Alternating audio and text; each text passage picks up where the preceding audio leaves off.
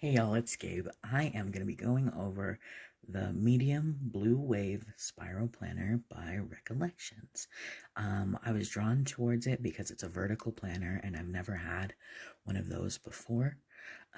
It is dated July 2021 through December 2022, so it's an 18-month planner. It's got a nice gold coil. It's not as sturdy of a coil as maybe a plum paper or other comparable brands, but it's still really sturdy in that I was able to pick up my planner by the coil, which I probably shouldn't do. But yes, it is 18 months. I paid, well, I didn't pay this much, but it's listed for $29.99. I had a 20% off coupon, which is one of the nice things about Michael's. The size is 7.5 by 9.25, including the cover. The pages themselves, I think, are a little bit smaller. And it's listed as their medium size. So they have bigger, and I think they have one or two smaller sizes as well. But I like having lots of room. It is pretty thick, but it is 18 months, so it could be a lot thicker. So yeah, let's get into it. The first thing that I did notice when I opened it up was that the chipboard kind of a cover is a little bit warped. And I'm assuming that's because of where they place the pocket, which we'll get into later. But yeah, it's not so terrible. I'm sure I could fix it if I wanted to, but I don't care enough. But this is the cover page. There's some lines to write your information.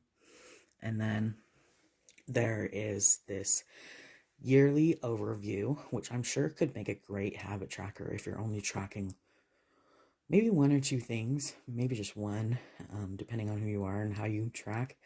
But then this is 2022. And then there's this note page, which is kind of interesting, as we'll see in all of the note pages, because it's of the line placement. But this is the first sheet of stickers.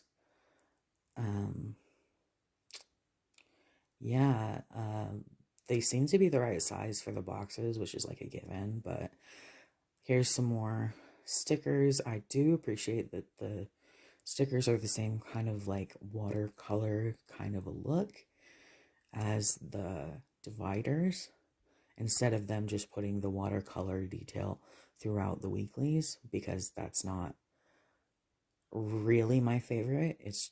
We'll see later, it is actually neutral. And then this is what they call a sticker release sheet. I thought it was interesting that the side where you would stick the stickers, being like the slick side, is not facing forward. I would have preferred it that way. I worry that the stickers will catch on this closure for the pocket. But yeah, this is the pocket that I think is what warped the cover a little bit. I expected it to be expanding, but I can understand why it's not, considering it's like in the middle of the planner. But yeah, it's nice. It's not my favorite kind of closure. I kind of would have just preferred that it was an open folder, but you know, I'm really not complaining for $30. So now we get into the actual planner part of it, and this is July. And as you can see, the fonts that they chose are super bare bones, which I really, really appreciate. It does have some holidays, and then this is the weekly. It is super neutral, which I really appreciate. They do list the holiday on the days that it happens, which I'll show you, but you'll be able to white it out easily enough. There are dot grid along the sidebar and lined underneath the boxes. See, but yeah, you can see Independence Day, but it's just the right size to be able to white it out if you don't celebrate it, because not everyone will celebrate the same holidays. But yeah, I'm just flipping through another couple of weeks. I think that the box's height is approximately 2 inches high and 1.5 across, approximately. So I don't know if that's the industry standard or not, but I'm sure I'll figure it out as I start getting into it. I appreciate that when the new month starts, it doesn't like turn red or something, which is something that I've seen before. But then a notes page, which is interesting, like I kind of hinted at before, because the border is a dot grid, but the rest of it is lined. And I'm not sure when that would come in handy, but it's kind of interesting. But here is August.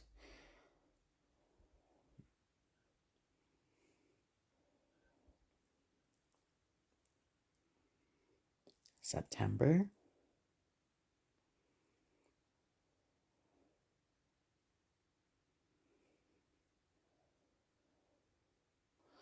October. And I have realized that some of the colors repeat, but it doesn't really bother me. November.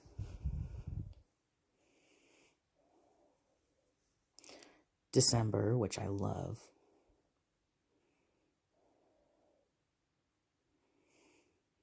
January.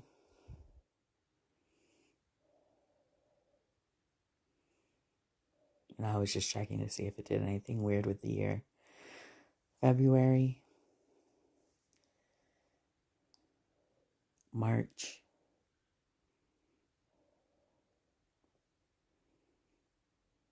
April. So yeah, like while I'm flipping through, I think it'll be a good idea to talk about the actual features of the dividers. It is a thicker cardstock, but not so much that you really notice the difference. The actual tabs themselves are laminated and they're not super pointy, so they probably won't jab you. But yeah, I really appreciate that the tabs themselves are fairly neutral. And if you are the type of person who wants to decorate their dividers, it shouldn't be that like bigger problem because they are super neutral in comparison to some of the other planners on the market. But yeah, I really appreciate the simplicity of it. And then here is the notes section. The notes start on the last day, the last week of December, like behind it, if that makes sense. That notes page with the tab, of course, is a little bit thicker. And here I am kind of like counting, trying to make sure I figure out how many notes pages there are. I think I counted like 16-ish, but there's a good amount. I personally don't really use note pages because I'm always super worried about running out. But yeah, I think it's a good amount for what people use it for. It just depends on your kind of style. And then I am doing a pen test. I tried to do different kinds of pens that I thought people would use. This is the Prismacolor Premier fine liner in 0.1. This is just kind of a basic fine liner. I got it for my birthday a couple years ago in a bunch of different sizes. So this is the same Prismacolor Premier fine liner, but in 0.8, so that we can see the different thicknesses, because this guy usually bleeds through. And the paper doesn't say what GSM it is, but it's pretty thick. I was really impressed with it. And then this is just like a Staples ballpoint, very basic pen. I was mostly wondering if it was going to ridge, because I'm very heavy-handed. My poor fine liners always die. And then this is the Papermate Inkjoy Gel in 0.7, which is kind of my go-to gel pen.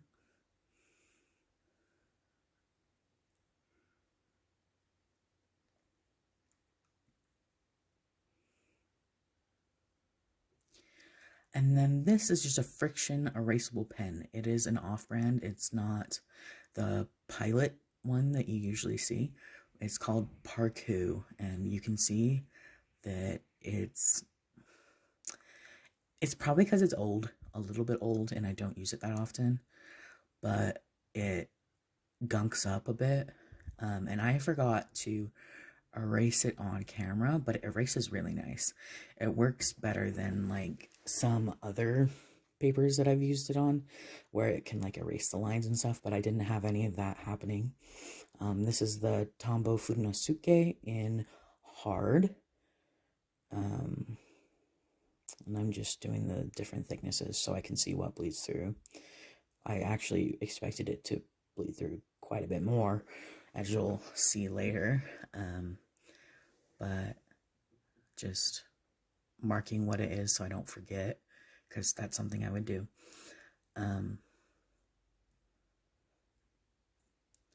Then I'm taking a mild liner. I don't remember what color this is, but it's the kind of like gray blue.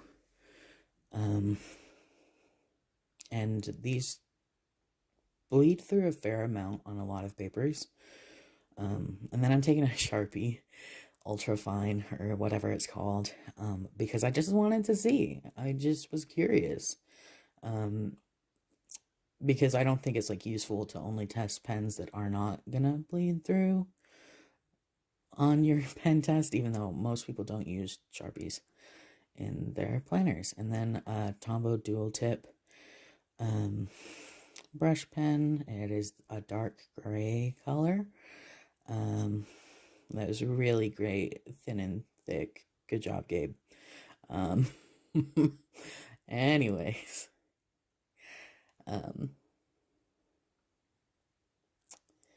it is the N35, yeah. So those are my pen tests, and then, as you can see, I was impressed. The only thing that bled through was the Sharpie. And that's kind of like pretty impressive, especially for the price point, but also just like generally speaking. The only ridging that I found was from the friction pen. I thought I was going to get ridging with the ballpoint, but I didn't. And this is just me being surprised, you know, because the friction pen, because it was like dying in the middle, I kind of just pressed harder, which is probably not the thing to do. But yeah, I was really pleasantly surprised. But yeah, this is the full planner. I'm pretty impressed with it. Then again, I haven't gotten super into high-end planners. I hope you enjoyed this video. Subscribe if you want to. Don't subscribe if you don't want to.